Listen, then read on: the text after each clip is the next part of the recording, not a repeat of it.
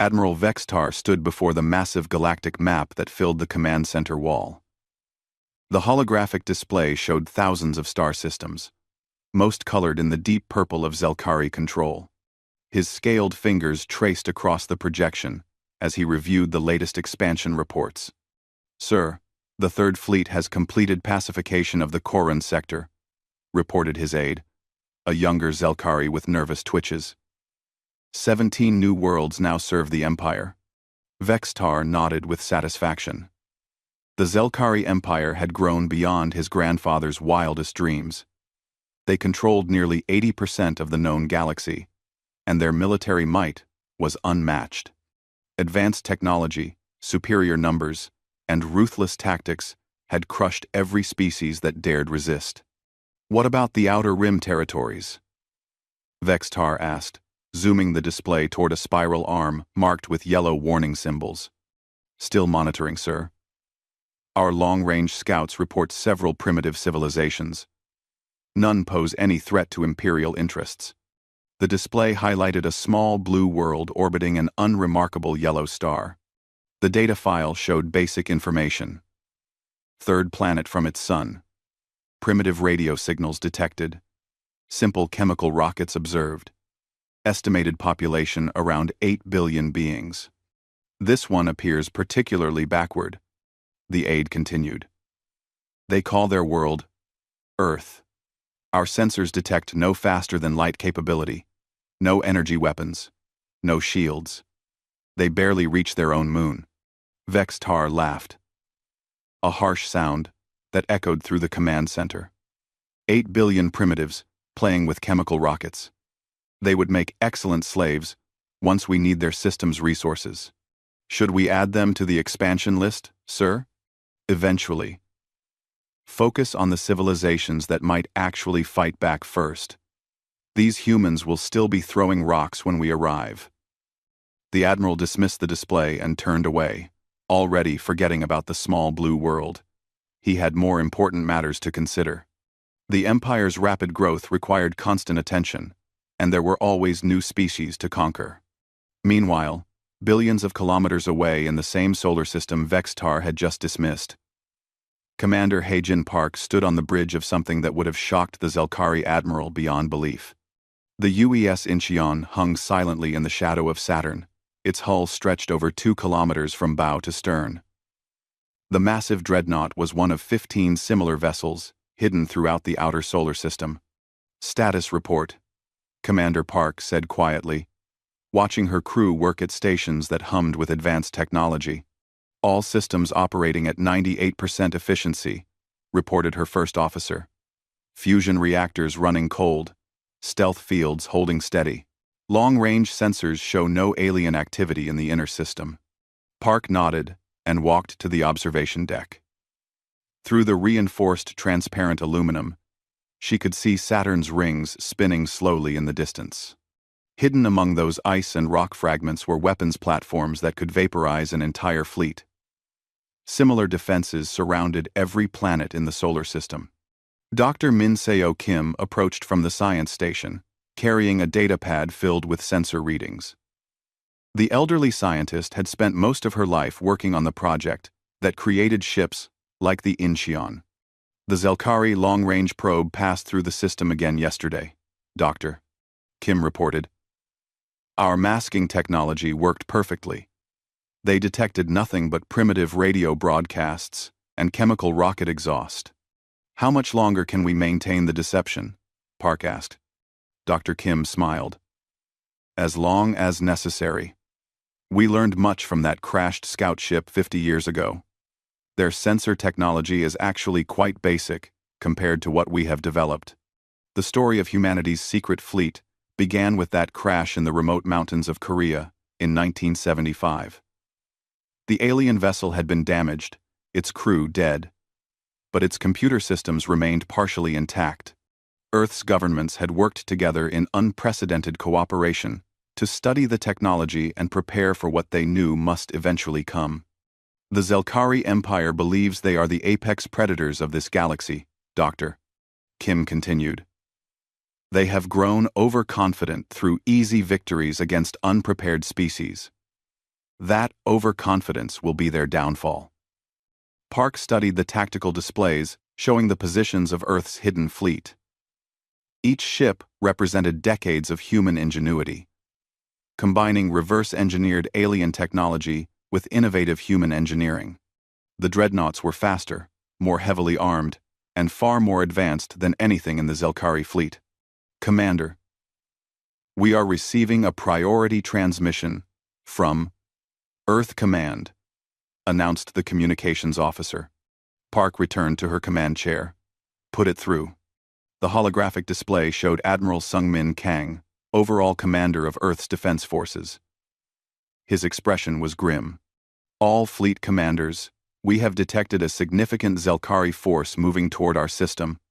Intelligence estimates indicate a standard conquest fleet, 12 heavy cruisers, 30 destroyers, and approximately 100 support vessels. Park felt her heart rate increase slightly, but her voice remained calm. Time to intercept? 72 hours. They are moving at standard Imperial cruise speed, clearly expecting no resistance. Dr. Kim stepped closer to the display. Kang's expression grew even more serious. Dr. Kim, Captain Park, all commanders. We will attempt peaceful contact first. Earth's governments still hope we can avoid bloodshed. However, if the Zelkari attack our world or our people, Protocol 7 is authorized. Protocol 7. Park had trained for this scenario countless times, but she had hoped it would never be necessary. It meant the full revelation of Earth's military capabilities and humanity's emergence as a galactic power. Understood, Admiral. The Incheon will maintain position and await further orders. The transmission ended, leaving the bridge in thoughtful silence. Park looked around at her crew. These men and women represented the best of humanity. Engineers, scientists, warriors, and diplomats all working together. They had spent their entire careers preparing for this moment. All hands, this is the captain, Park announced over the ship's communication system. In 72 hours, we may face our first combat against an alien force. Earth Command will attempt peaceful first contact, but we must be ready for any outcome. She paused, thinking about the weight of history on their shoulders. For 50 years, humanity has worked in secret to prepare for this day. We have built these ships not for conquest, but for protection. We will defend our world, our people, and our freedom. If fighting becomes necessary, we will show the galaxy that Earth is not helpless. Throughout the ship, crew members acknowledged the announcement and returned to their duties with renewed focus. In engineering, fusion reactors were checked and rechecked. In the weapons bays, graviton cannons were calibrated for maximum efficiency. Dr. Kim approached Park once more. Commander, do you think they will listen to reason? Park considered the question carefully. She had studied everything Earth's intelligence services had learned about the Zelkari Empire. They were ruthless conquerors who had never shown mercy to weaker species.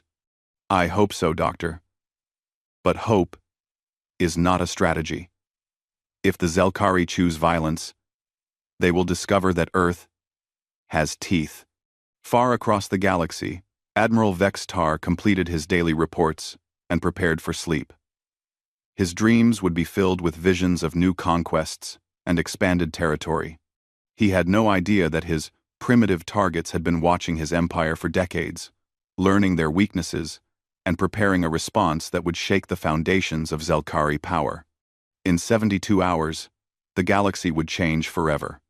The Zelkari conquest fleet dropped out of faster-than-light travel at the edge of Earth's solar system exactly as predicted. Admiral Vex Tar stood on the bridge of his flagship, the Destroyer of Worlds, watching the primitive star system through his tactical display. Sir, sensors confirm our intelligence reports, his aide announced. No defense platforms detected, no military vessels in space. The third planet shows standard electromagnetic signatures of a pre-spaceflight civilization. Vex Tar smiled with the confidence of someone who had conquered 47 worlds without serious opposition. Begin standard subjugation protocol. target their major population centers for demonstration strikes. Once they witness our power, they will surrender quickly. The fleet moved inward, weapons charging for what they expected to be an easy bombardment. Vex-Tar had performed this routine so many times, it had become boring. Arrive, destroy a few cities, accept surrender, establish occupation forces, move to the next target. Admiral, we are detecting an energy signature approaching from the asteroid belt, reported the sensor operator, confusion evident in his voice. Probably debris or a small asteroid. Ignore it. Sir, the signature is moving under power. It appears to be artificial. Vex-Tar turned sharply toward the sensor station. In his centuries of conquest, no primitive species had ever possessed faster-than-light technology. Show me. The display zoomed in on a sleek vessel emerging from behind a large asteroid. The ship was small compared to Zelkari warships, perhaps 1/10 the size of the Destroyer of Worlds, but its design was completely unfamiliar. Unknown vessel, you are entering Zelkari territorial space. Vex-Tar broadcast on standard galactic frequencies. Identify yourself immediately or be destroyed. The response came in perfect Zelkari language, which shocked everyone on the bridge. This is Captain Junho Lee, of the United Earth ship Seoul, representing the people of Earth. I carry Ambassador Sujin Choi, who wishes to speak with your commander regarding peaceful relations between our peoples. Vex-Tar stared at the display in disbelief. A primitive species that spoke perfect Zelkari and claimed to want diplomatic contact? This had never happened before. How do these creatures know our language? He demanded. Unknown, sir. Our intelligence indicated they had no knowledge of galactic civilization. The human ship moved closer, maintaining a respectful distance, but clearly showing no fear. Captain Lee's voice came across the communication channel again. Admiral, we request permission to meet under standard galactic diplomatic protocols. Ambassador Choi carries an offer of friendship and cooperation from Earth's united governments. Against his better judgment, Vex-Tar found himself curious. You may approach under escort, but any hostile action will result in your immediate destruction. 20 minutes later, Admiral Vex-Tar found himself in his diplomatic reception chamber facing two humans. Captain Lee wore a military uniform that seemed both practical and formal, while Ambassador Choi was dressed in elegant civilian clothes that somehow commanded respect. Admiral Vex-Tar, Ambassador Choi began, bowing slightly, in what Vex-Tar recognized as a gesture of respect, rather than submission. Thank you for agreeing to meet with us. Earth's people have been aware of galactic civilization for some time, and we hoped to establish peaceful relations. Aware of galactic civilization? Vex-Tar repeated. Our sensors show your world has barely achieved orbital flight. Choi smiled politely. Your sensors show what we wanted them to show, Admiral. We have been observing the galaxy for decades, learning about different species and their cultures. We know about the Zelkari Empire's expansion and your treatment of conquered peoples. The ambassador's words carried no threat, but something in her tone made Vex-Tar uncomfortable. She spoke like someone who held information he lacked. We know about the Koran massacre, she continued quietly. The enslavement of the Thekmari people. The destruction of the Valdris homeworld when they refused to surrender their children for your labor camps. Vex-Tar's blood grew cold. Those operations had been classified imperial secrets. How could these primitives know such details? I do not know what lies you have been told, he said slowly. But the Zelkari Empire brings order and prosperity to backward worlds. We are offering your people the same opportunity. Ambassador Choi exchanged a glance with Captain Lee before responding. Admiral, we appreciate the offer, but Earth must respectfully decline. We propose instead a treaty of mutual respect and non-interference. We will not interfere with your internal affairs, and you will not interfere with ours. Vex-Tar burst into harsh laughter. You think your tiny world can negotiate with the Zelkari Empire? We control thousands of systems and command fleets that could turn your planet to ash. We understand your military capabilities, Choi replied calmly. We also understand that warfare brings suffering to innocent people on both sides. Surely we can find a peaceful solution. The only peaceful solution is your immediate surrender, Vextar declared, his patience finally exhausted. Your world will become a Zelkari colony. Your people will serve the Empire. This discussion is over. Captain Lee spoke for the first time since entering the chamber. Ambassador, I believe diplomatic efforts have failed. Choi nodded sadly. So it seems. Admiral Vextar, we sincerely regret that you have chosen this path. Guards, escort these creatures to a holding cell. Vextar ordered. We will use them as examples when we broadcast our victory to their pathetic world. As the humans were led away, Vextar felt a surge of satisfaction. Another species had fallen victim to the same delusion of independence. End quote. They would learn quickly enough. Weapons officer. Target the largest population center on the third planet. Prepare for demonstration bombardment. Yes, sir. Targeting the city they call New York. Plasma cannons charged and ready. Fire. The massive energy beams lanced down toward Earth's surface, carrying enough power to vaporize entire city blocks. Vextar watched with satisfaction as the weapons struck their target. Then his satisfaction turned to confusion, then to shock. Sir, sensors show no damage to the target zone, reported the weapons officer, panic creeping into his voice. That is impossible. Check your equipment. Equipment is functioning perfectly, sir. The energy beams struck some kind of planetary shield system. Vextar stared at the tactical display showing Earth surrounded by a faint energy barrier that had absorbed his fleet's most powerful weapons without effort. What kind of primitive world has planetary shields? In their holding cell, Ambassador Choi spoke quietly to Captain Lee. Send the signal. Protocol 7 is authorized. Lee activated a small device hidden in his uniform.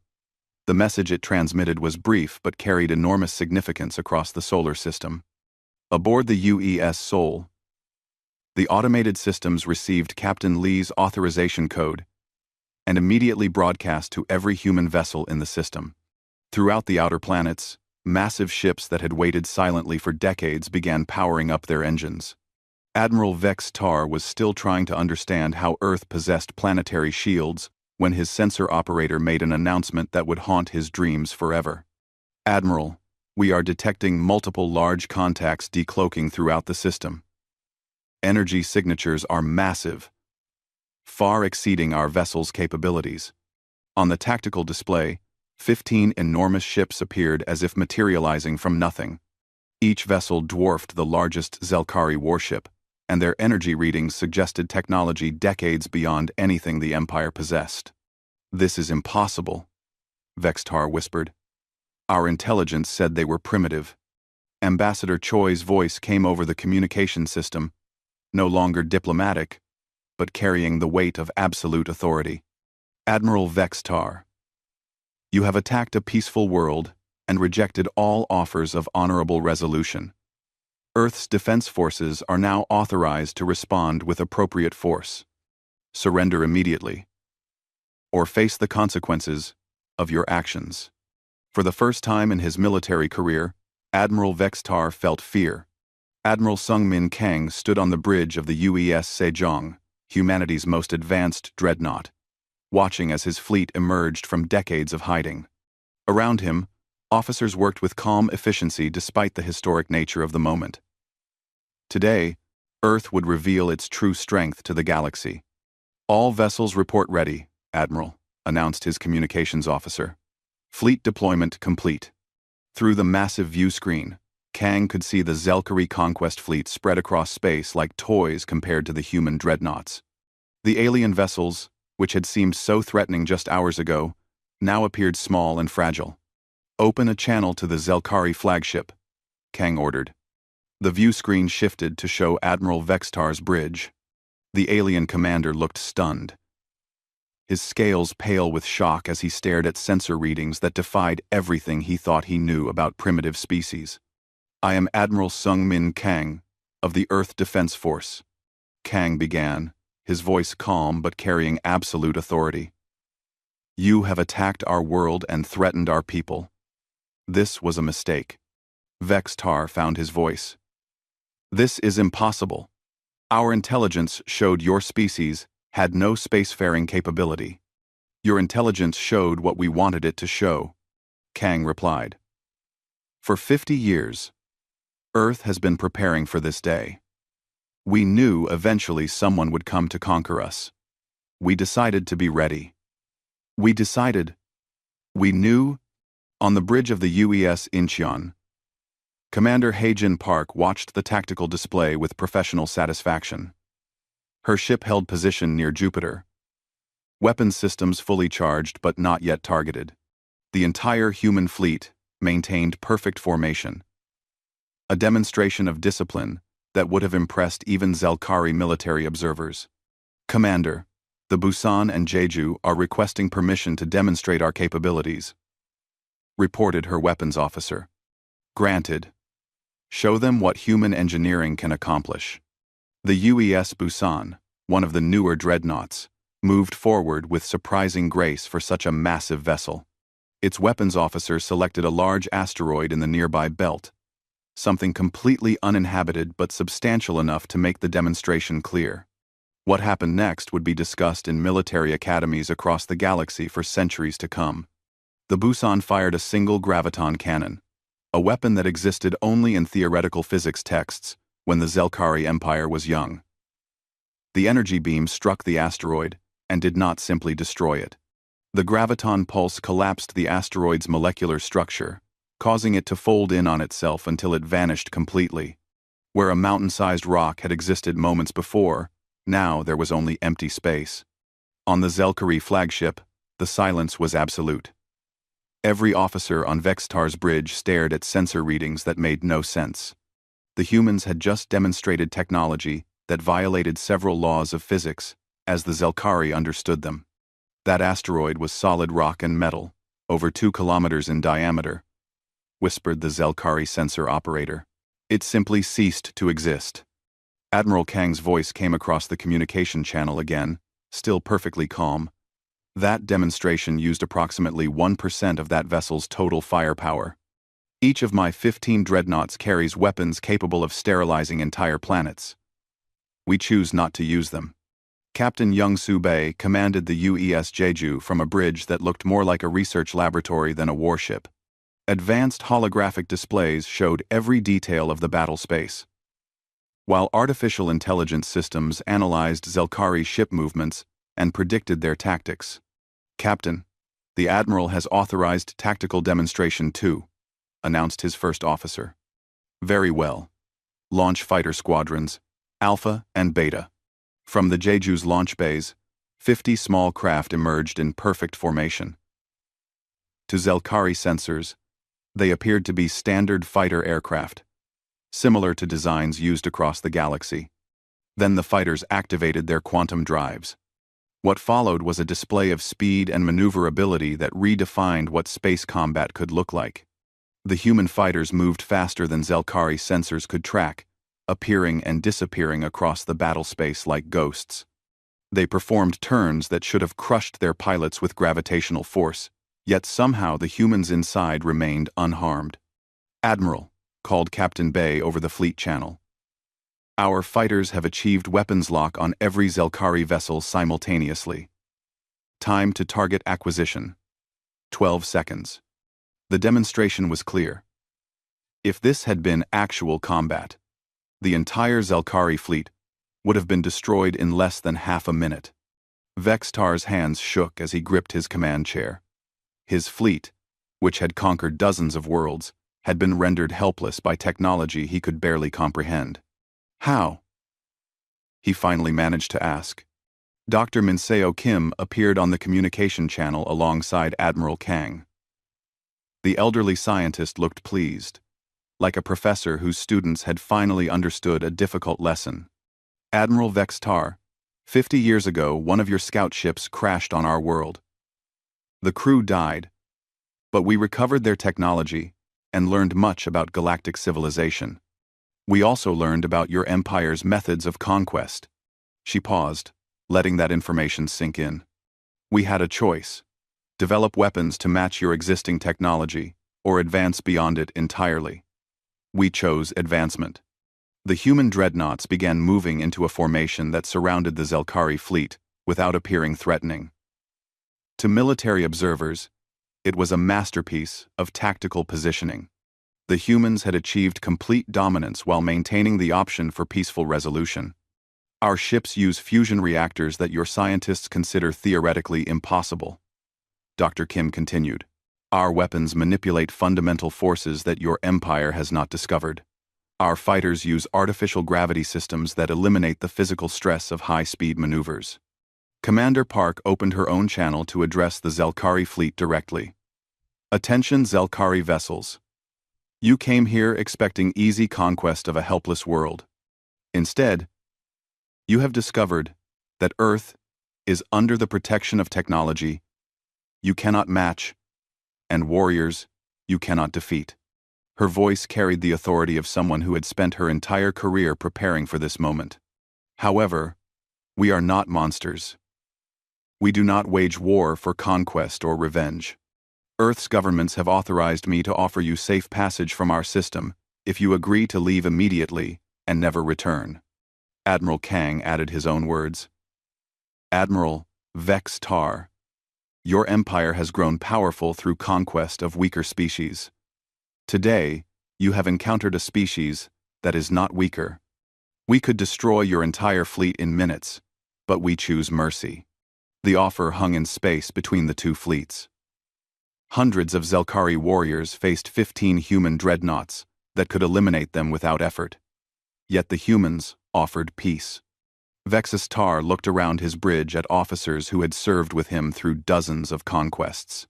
For the first time in his military career, he faced an enemy that was truly superior.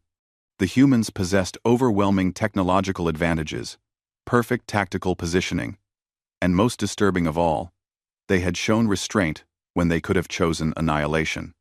What guarantee do we have that you will honor this offer? Vextar asked. Admiral Kang's reply was immediate. You have the guarantee of a species that could have destroyed you on sight, but chose to talk first. We kept our fleet hidden for 50 years, waiting and hoping this day would never come. When you forced our hand, we still chose demonstration over destruction. Captain Bay's fighters returned to their ships in perfect formation, having proven their point without firing a single weapon. The asteroid demonstration had shown human destructive capability, while the fighter exercise had demonstrated tactical superiority. You have 10 minutes to decide, Admiral, Kang announced. Accept our offer of safe passage, or face the full weight of Earth's defensive capabilities. For the first time in centuries, the Zelkari Empire faced a choice between retreat and annihilation. Admiral Vextar realized that the galaxy had just changed forever, and his empire's age of easy conquest had come to an abrupt end. The countdown began. The news spread across the galaxy faster than anyone thought possible. Within 6 hours of Admiral Vextar's humiliating retreat from Earth's solar system, every spacefaring civilization knew that the mighty Zelkari Empire had been defeated by a previously unknown species. Counselor In Hai Shin stood in the main briefing room of the UES Sol as it traveled toward the galactic border. As Earth's newly appointed ambassador to galactic affairs, she carried the enormous responsibility of representing humanity to thousands of alien species. Status report, she requested from her aide. Ma'am, we have received over 300 communication requests from various species across the galaxy. Most are asking for confirmation of the Earth incident. 17 different governments are requesting immediate diplomatic contact. Shin studied the galactic map displayed on the briefing room's main screen. Red zones showed Zelkari-controlled territory, while yellow areas marked species living under Imperial occupation. Green dots indicated the few remaining independent worlds. What about the refugee populations? Intelligence reports massive movements in the border regions. Species that have been hiding from the Zelkari for decades are beginning to organize. Some are even calling for open rebellion. The Sol dropped out of faster-than-light travel near a region known as the Neutral Zone, where dozens of species had established hidden colonies beyond Zelkari reach. These were the survivors of conquered worlds, refugees who had escaped imperial occupation to live in the dangerous wilderness of unexplored space. Ma'am, we are receiving a transmission from the Refugee Leadership Council, announced the communications officer. Put it through. The view screen showed a collection of alien beings representing at least 12 different species. At their center stood Thekmari, a tall figure whose people had been among the first to fall to Zelkari expansion 2 centuries ago. Honored representative of Earth, Thekmari began, her voice carrying centuries of pain and hope in equal measure. We speak for the forgotten peoples of this galaxy. Is it true that your world has defeated a Zelkari conquest fleet? Shin considered her words carefully. Earth's governments had debated this moment for decades, knowing that any action they took would have consequences across the galaxy. It is true. Earth's defense forces successfully repelled a Zelkari attack and forced their fleet to withdraw. The effect of her words was immediate. Several alien representatives began speaking rapidly in their own languages, while others simply stared in shock. For 200 years, no one had successfully resisted the Zelkari Empire. We have waited so long for this day, Thekmari continued, tears flowing down her alien features. For centuries, we have dreamed of someone strong enough to stand against the Empire. Tell us, will Earth help us reclaim our stolen worlds? The question hung in the air like a physical weight. Shin understood that her answer would determine the fate of billions of beings across the galaxy. Before I can answer that question, I need to understand what the Zelkari Empire has done to your people. What followed was 3 hours of testimony that changed Shin's understanding of galactic civilization forever. Species after species described the systematic destruction of their cultures, the enslavement of their populations, and the complete eradication of any world that dared resist. The Korun had been peaceful traders whose entire merchant fleet was captured and pressed into imperial service.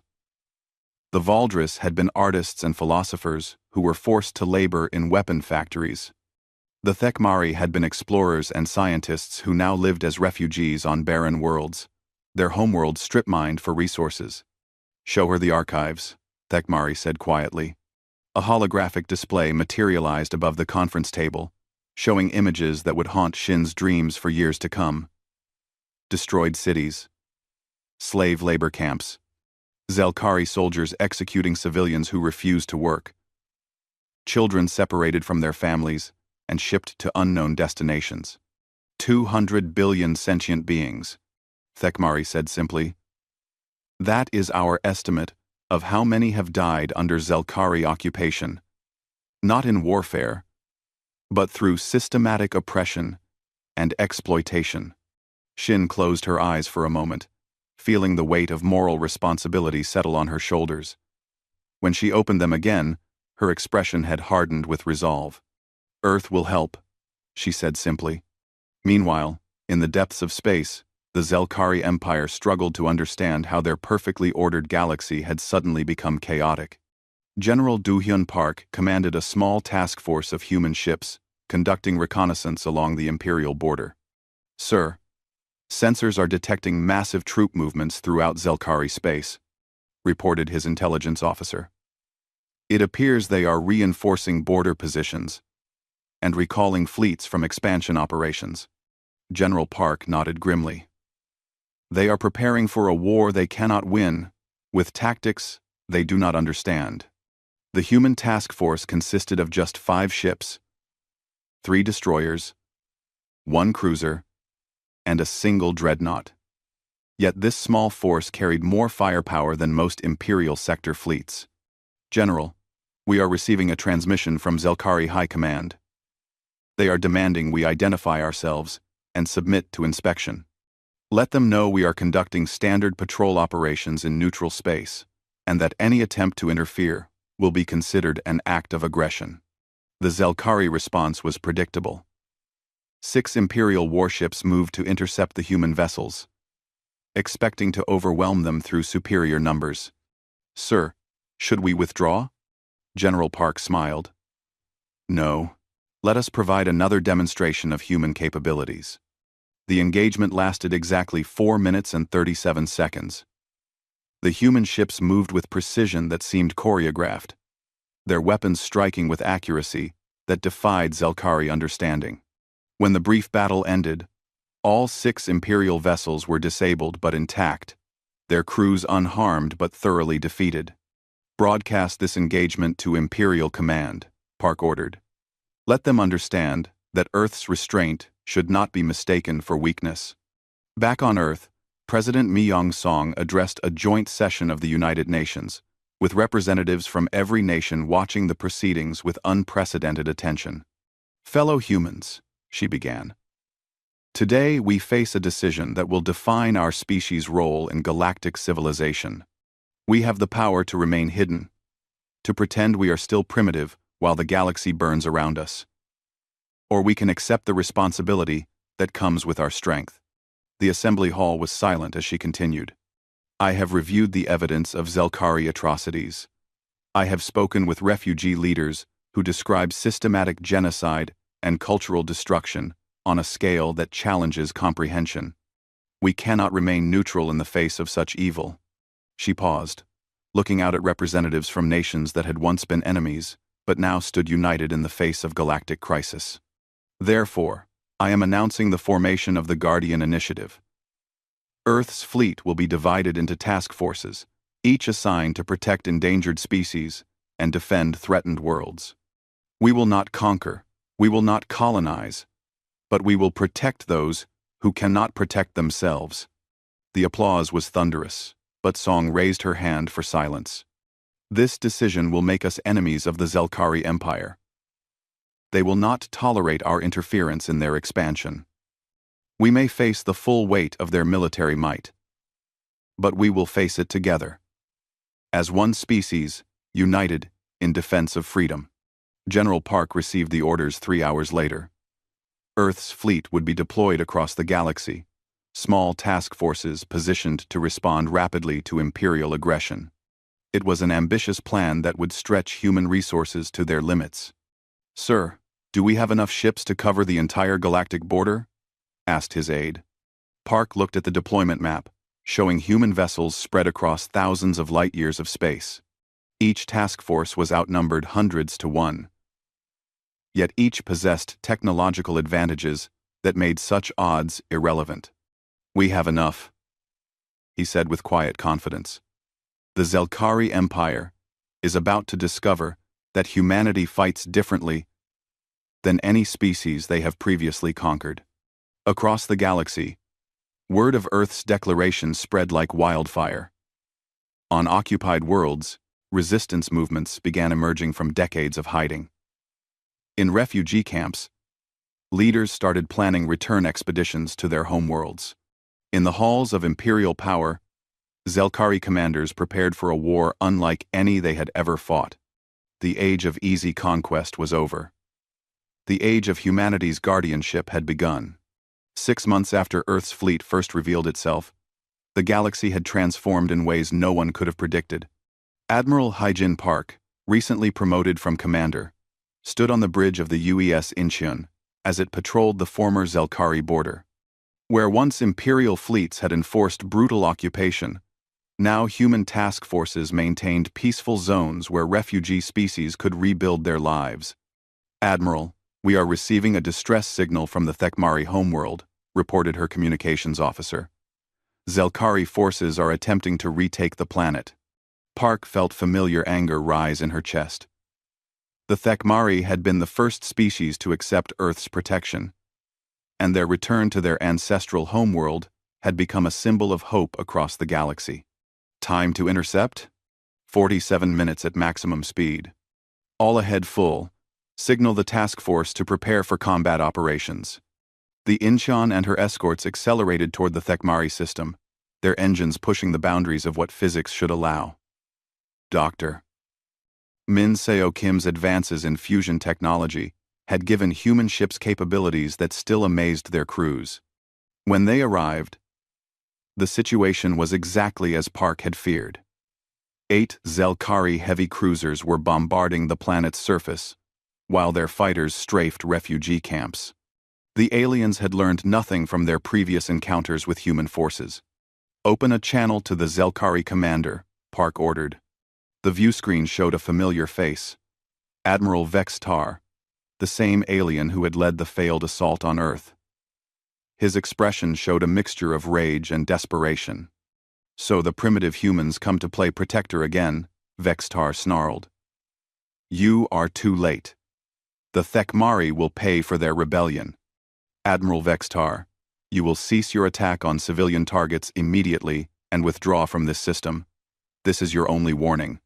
Vex Tar's laugh was bitter. "You think your few ships can defeat my entire squadron? I have learned from our previous encounter. Today, the Empire will have its revenge." Park sighed sadly. Some species seemed incapable of learning from experience. All ships, execute Formation Delta, weapons free. What followed was less a battle than an object lesson in technological superiority. The human task force moved through the Zelkari formation like dancers, their weapons striking with precision that left enemy vessels disabled but intact. Park had learned that destroying ships only created martyrs, but humiliating defeats undermined Imperial authority. "Zelkari fleet, this is Admiral Park. Your vessels are disabled and at our mercy. We offer you the same choice we have offered before. Depart in peace or face complete destruction." This time, Vex Tar's response was different. Instead of anger or defiance, his voice carried bitter resignation. "How many more times will you defeat us before you simply finish the task? Admiral, we do not seek your destruction. We seek only to protect the innocent from aggression." "Then you have already won," Vex Tar replied quietly. "The Empire cannot function if every expansion meets with defeat. Your very existence makes our way of life impossible." The communication ended, leaving Park to contemplate the truth of those words. Earth's intervention had done more than protect individual worlds. It had undermined the fundamental basis of Zelkari civilization. On the surface of the Thekmari homeworld, Counselor In He-shin watched reconstruction efforts with satisfaction. The capital city, destroyed during the original conquest 2 centuries ago, was slowly being rebuilt with a mixture of traditional Thekmari architecture and modern defensive technology provided by Earth. "Ambassador, we have received an unexpected communication," announced her aide. "Elder Korvash of the Zelkari peace movement requests a meeting." Shin raised her eyebrows in surprise. Intelligence reports had mentioned growing dissent within the Zelkari Empire. But this was the first official contact from opposition groups. Where does he wish to meet? Neutral space, aboard an unarmed transport. He says he brings an offer that could end the conflict. 3 days later, Shin found herself in a small conference room aboard a civilian transport vessel, facing an elderly Zelkari whose scales showed the silver of advanced age. Elder Korvash carried himself with dignity despite representing the losing side of a galactic conflict. "Ambassador Shin, I thank you for agreeing to this meeting. I represent a coalition of Zelkari leaders who believe our empire's current path leads only to destruction. What alternative do you propose?" Korvash activated a holographic display showing the current state of the galaxy. Red zones marked areas of continuing Zelkari control, while green regions showed worlds under Earth's protection. The map revealed how dramatically the balance of power had shifted. In 6 months, human intervention has cost the Empire 47 star systems and nearly a quarter of our military fleet.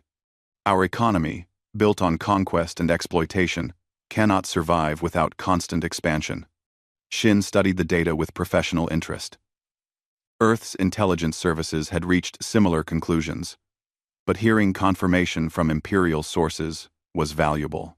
"We propose complete Imperial withdrawal from all conquered territories in exchange for guaranteed sovereignty over our original 12 homeworlds, Korvash continued. The Empire will transition to a democratic federation and pay reparations to all species we have wronged. The offer was more comprehensive than anything Earth's diplomatic team had dared hope for. It would mean freedom for hundreds of billions of enslaved beings and the peaceful end of a conflict that could have lasted generations. What guarantee can you offer that these terms will be honored? I will become the new leader of what remains of the Zelkari government. The military faction that supported continued expansion has lost all credibility after repeated defeats. The people are ready for change. Shin considered carefully. Earth's military forces were stretched thin across the galaxy, and any solution that avoided continued warfare would be welcome. I will present your proposal to Earth's leadership and the Council of Liberated Species. However, I must warn you that trust will need to be earned through action, not just words. We understand. As a gesture of good faith, all Zelkari forces will immediately cease offensive operations and begin withdrawing from contested systems. 1 year later, Admiral Sungmin Kang stood on the observation deck of the Guardian Station, humanity's new mobile command base. Through the transparent aluminum, he could watch ships from dozens of species docking at the station's numerous bays. Admiral, the Galactic Accord ceremony is ready to begin, announced his aide. Kang nodded and made his way to the station's main assembly hall. Representatives from over 200 species had gathered to sign the treaty that would formally end the Zelkari Empire and establish new principles of galactic governance. President Mi Youngsong took the podium first, addressing an audience that represented the most diverse gathering in galactic history. Citizens of the galaxy, we gather today not to celebrate victory over a defeated enemy, but to establish principles that will prevent future conflicts. The Galactic Accords establish fundamental rights: the right of species to self-determination, the right to be free from conquest and exploitation, and the obligation of stronger species to protect those who cannot protect themselves. Elder Korvash, now Prime Minister of the Zelkari Federation, spoke next. His words carried the weight of centuries of imperial oppression finally coming to an end. My people have much to atone for. We built an empire on the suffering of others, and believed might alone gave us the right to rule. Earth has taught us that true strength comes from protecting the weak, not exploiting them. The ceremony continued for hours, as representatives signed the documents that would reshape galactic civilization. The Guardian Fleet was formalized as an international peacekeeping force, funded by voluntary contributions from member species, but commanded by Earth due to humanity's technological advantages. Captain Young Subei, now an admiral himself, addressed the gathered crowd about the fleet's new mission. The Guardian Fleet will patrol known space, responding to threats against peaceful species and preventing the rise of new expansionist empires. We are not conquerors or rulers, but protectors of the freedom and dignity of all sentient life. Dr. Min Seo Kim, now in her 80s but still brilliant, announced Earth's decision to share defensive technologies with any species committed to peaceful coexistence. Advanced shield generators, medical technology, and communication systems would be freely provided to prevent future humanitarian disasters. As the ceremony concluded, Admiral Park found herself thinking about how much had changed since that first day when Zelkari ships had entered Earth's solar system. Humanity had gone from hiding in the shadows to becoming the moral center of galactic civilization. Admiral, we are receiving reports from across the galaxy, her communications officer announced. Former Zelkari slave worlds are celebrating their freedom. Refugee populations are returning to their homeworlds. Trade agreements are being signed between species that have been enemies for centuries. Park smiled as she watched the celebration continue around her. Through the observation windows, she could see the first graduating class of the Interspecies Academy, where young beings from across the galaxy learned together and formed friendships that would shape the future. Earth's children were growing up in a galaxy where different species worked together, where conflicts were resolved through diplomacy rather than warfare, and where the strong protected the weak instead of exploiting them. Set course for the outer rim, Park ordered. There are always new challenges to face and new species to protect. The UES Incheon turned toward deep space, its crew ready to defend freedom wherever it might be threatened. Behind them, the Guardian Station continued its work of building a better galaxy, one species at a time. Humanity had found its place among the stars, not as conquerors, but as guardians of hope.